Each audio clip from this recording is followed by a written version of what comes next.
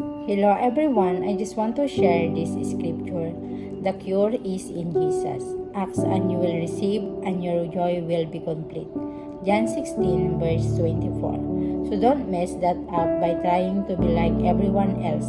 Remember this, God made you different. You were crafted with precision like a one-of-a-kind masterpiece. There must be purpose out there, and let the peace that comes from Christ role in your hearts. For as members of one body, you are called to live in peace and always be thankful. Freedom is not when you and I do whatever we please. Freedom is the only time when you and I do as the Lord places, not we. Put more of God in our life. When life is too hard, just run to Jesus.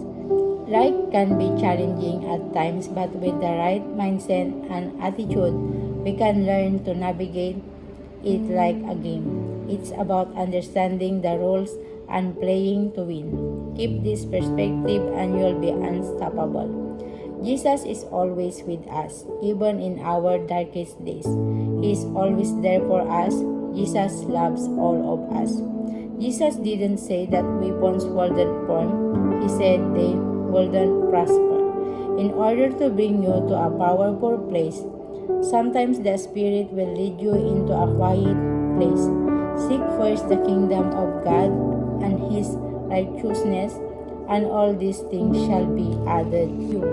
Obey Him and remember the 10 commandments. Seek ye the Lord while He may be found. Call ye upon Him while He is near. Every morning you need to talk to God.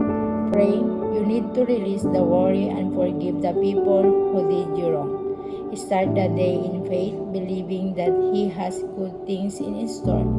Grateful that you're alive, keeping the joy from God's divine mercy, grace every day, every moment. We serve an amazing God. His greatness and supernatural powers are amazing. Be watchful, stand firm in the faith. Act like men. Be strong. Do not be deceived. God is not mocked for what everyone sows. That will He also reap. God's not done with me. They will be done in His perfect timing in Jesus. I'm servant God forever and ever. Very thankful. My testimony is proof that God still writes redemption stories. What tried to break you only made His glory shine brighter. I don't know why the devil just doesn't give up, because no matter what, God's glory and plans are going to shine through and happen regardless of how He tries to stop them from happening. God says the enemies who rise up against you will be defeated before you. They will come at you in one direction but flee from you in 7.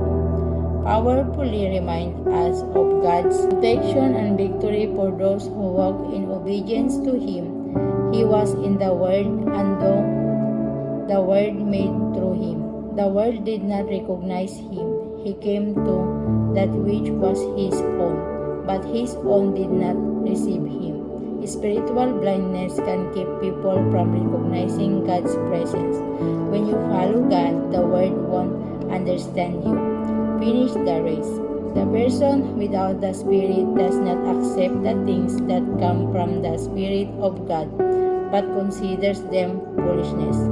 And without faith, it is impossible to please God, because anyone who comes to Him must believe that He exists and that He rewards those who earnestly seek Him. Almost a year ago, the Lord found me. I was an unbeliever who never read the Bible, and one night, overtaken by emotion, I broke down on the parable of the lost sheep. Then the Lord found me, and I give my life to Him and proclaim Him as my Savior.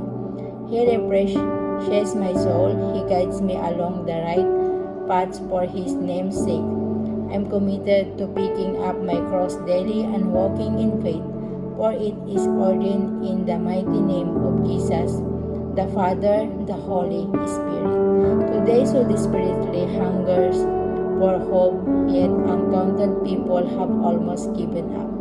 There is despair and hopelessness on every hand, let us be faithful in proclaiming the hope that is in Jesus. In Christ we rose from the tomb, because He lives we shall live also.